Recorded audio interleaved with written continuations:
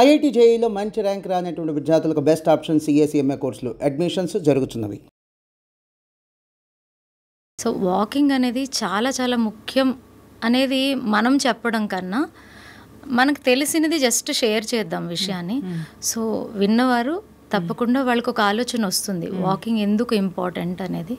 So okay, walking అంటే ఏంటంటే మనం ఇంగ్లీష్లో వాకింగ్ అనే పదాన్ని వాడుతున్నాం, కానీ బేసిక్గా మన మాతృభాషలో మనకు అర్థం అవ్వాలి అంటే నడక. నడక చాలా క్రూషియల్ రోల్ని ప్లే చేస్తుంది. ఇప్పుడు చాలా హెల్త్ ఇష్యూస్ ఉన్నాయి, మనం 1 by 1 జస్ట్ గమనించుకుందాం ఇది ఎలాగా హెల్ప్ అవుతుంది అని.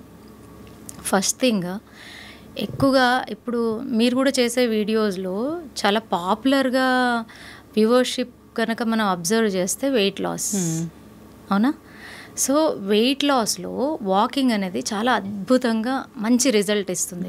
ఇప్పుడు వెయిట్లో మనకి రకాలు ఉంటాయండి. ఒకటి, మీరు తీసుకునే ఆహారం వల్ల మీరు వెయిట్ గెయిన్ అవ్వచ్చు, లేదా మీరు తీసుకునే ఆహారంలో మీరు చేసే లోపాల వల్ల కూడా వెయిట్ గెయిన్ అవ్వచ్చు, లేదా హెరిడిటరీలో, హెరిడిటరీ అంటే వంశపారంపర్యంగా ఊబకాయం అనేది వాళ్ళకి ఎక్కువగా ఉంది అన్న వారిలో కూడా మనము ఈ ఊబకాయం ఒక పరిస్థితిని మనం గమనిస్తూ ఉంటాం.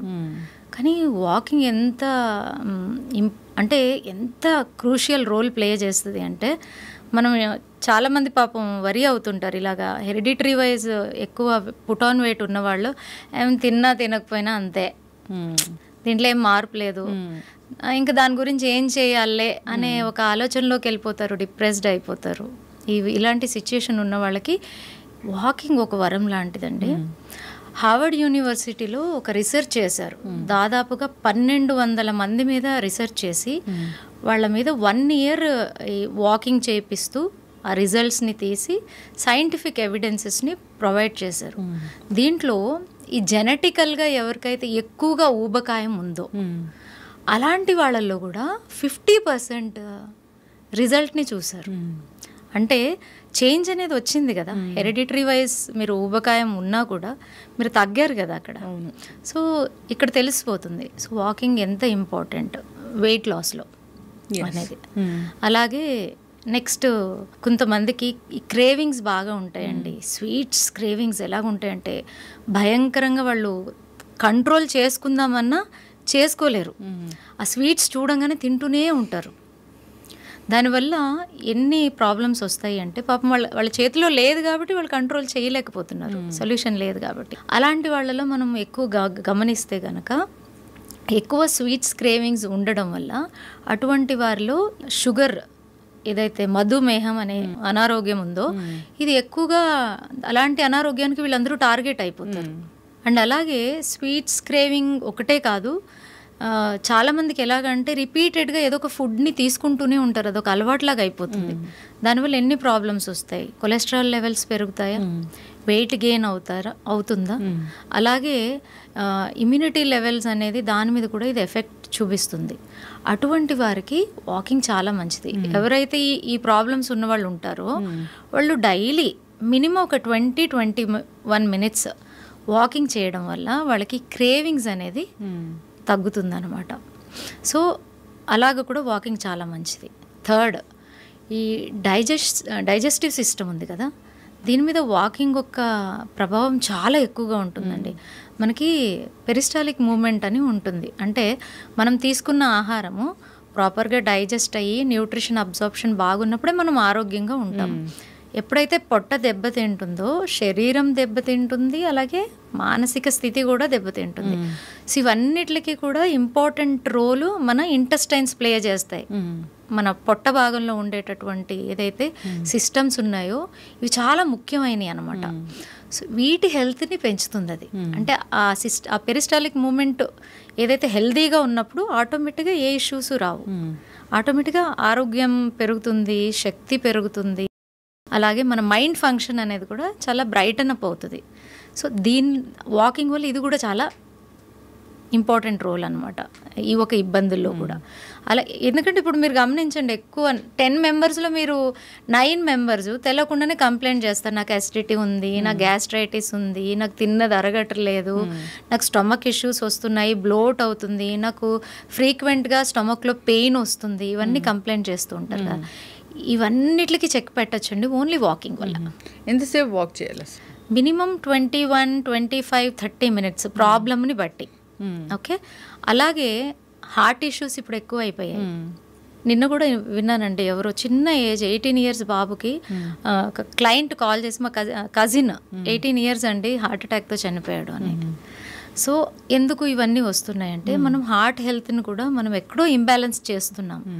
కానీ ఒక వాకింగ్ చేయడం వల్ల ఏమవుతుంది అంటే మీ హార్ట్ రేట్ని నార్మలైజ్ చేస్తుంది, హార్ట్ మజిల్స్ని స్ట్రెంగ్తన్ చేస్తుంది. అలాగే ఎక్కువగా మనం వింటూ ఉంటాం కదా హార్ట్ బ్లాకేజెస్ అనేది మనం వింటూ ఉంటాం కదా.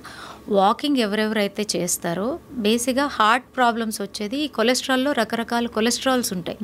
దాంట్లో ఈ LDL కొలెస్ట్రాల్ అని ఏదైతే ఉంటుందో ఇది మీకు త్వరగా హార్ట్కి సంబంధించిన అనారోగ్యాలను తీసుకొస్తూ ఉంటుంది అనమాట. సో దాన్ని తగ్గించేస్తుంది వాకింగ్. HDL అని ఉంటుంది, గుడ్ కొలెస్ట్రాల్, మన హార్ట్ హెల్త్ని స్ట్రెంగ్త్ని బాగా పెంచుతుంది, దాన్ని పెంచుతుంది. ఆ రకంగా హార్ట్కి సంబంధించిన అనారోగ్యాల నుంచి బయటపడాలి అనుకునేటటువంటి వాళ్ళు వాకింగ్ చేయాలి. కానీ వాకింగ్ చేసేటప్పుడు కూడా నియమాలు ఉంటాయి, నేను మీకు నెక్స్ట్ చెప్తాను. సో అలాగే ఇంకొక హెల్త్ ఇష్యూ తీసుకుంటే ఈ జాయింట్ ఇష్యూస్ అండి. జనరల్గా ఏమైపోతుందంటే ఎవరైనా కొంచెం కాళ్ళ నొప్పులు వస్తున్నాయి లేదా బాడీలో చిన్న చిన్నగా బాడీ పెయిన్స్ స్టార్ట్ అయ్యాయి అనగానే ఫస్ట్ ఏం చేస్తారు, ఫిజికల్ మూమెంట్స్ని అన్నీ తీసి పక్కన పెట్టేస్తారు. అక్కడ చేసే తప్పు అదే. ఓకే, మీకు ఎక్కువ బెండింగు హెవీ ఎక్సర్సైజెస్ చేయడానికి కుదరట్లేదు, రావట్లేదు, పర్వాలేదు. కానీ ఒక్క వాకింగ్ అన్ని ప్రాబ్లమ్స్కి చెక్ పెడుతుందండి. ఎందుకంటే వాకింగ్ చేయడం వల్ల ఫస్ట్ మీ జాయింట్స్ మూమెంట్ అనేది లుబ్రికేషన్ బాగా జరుగుతుంది జాయింట్స్కి. ఓకే, ఫోల్డింగ్స్ జరుగుతాయి కదా మనం నడిచేటప్పుడు, కూర్చున్నప్పుడు, లేచినప్పుడు మూమెంట్ అనేది నడుస్తూ ఉన్నప్పుడు ఆ ఒక్క జాయింట్స్, అది చిన్న జాయింట్ అవనివ్వండి, పెద్ద జాయింట్ అవనివ్వండి, దానికి ఒక సర్క్యులేషన్ పెరుగుతుంది. దాని చుట్టూ ఉన్న ఏమంటారు మాంస కండరాలు కానీ కనెక్టింగ్ టిష్యూస్ కానీ వాటి హెల్త్ పెరుగుతుంది. సో అందువల్ల యాక్చువల్గా అంటారు నొప్పులు ఉంటే ఏమి చేయొద్దు, కూర్చోవాలి, రెస్ట్ తీసుకోవాలి, ఎక్కువ ఫిజికల్ మూమెంట్ చేయొద్దు అని చెప్పే ఇంకా దాని హెల్త్ని మనం పాడు చేస్తున్నాం. అలాగున్నప్పుడే మనం ఫిజికల్ మూమెంట్ అనేది చాలా ఇంపార్టెంట్. అంటే మనము ఈ వాకింగ్ మినిమం ఫస్ట్ వాకింగ్ చేస్తే చాలా చేంజ్ వస్తుంది. ఇప్పుడు బేసిక్గా ఏమైందంటే ఇబ్బంది ఉన్నప్పుడు ప్రాబ్లం ఏమైపోతుందంటే ఎక్కువగా మానసికంగా మనం ఏమనుకుంటామంటే ఏదో అయిపోతుంది, ఇంకా మన చేతిలో ఏమీ కాదు, ఏది కాదు అనే మైండ్ సెట్తో ఉంటే ఎప్పటికీ సొల్యూషన్ రాదండి. ఆ ఉన్న దాంట్లో అట్లీస్ట్ ఆ మూమెంట్ లేని వాళ్ళు ఉంటారు కదా, వాళ్ళు కంపేర్ చేసుకోవాలి మనం. అట్లీస్ట్ నాలో ఈ మూమెంట్ అన్న ఉంది, నేను ఒక 10 నిమిషాలన్నా వాక్ చేయగలుగుతున్నాను. ఆ 10 నిమిషాలు వాక్ చేయని వాళ్ళు ఎంతోమంది ఉంటారు, మన ఇంట్లో ఉంటారు, మన పక్కన ఉంటారు, తెలిసిన వాళ్ళు ఉంటారు.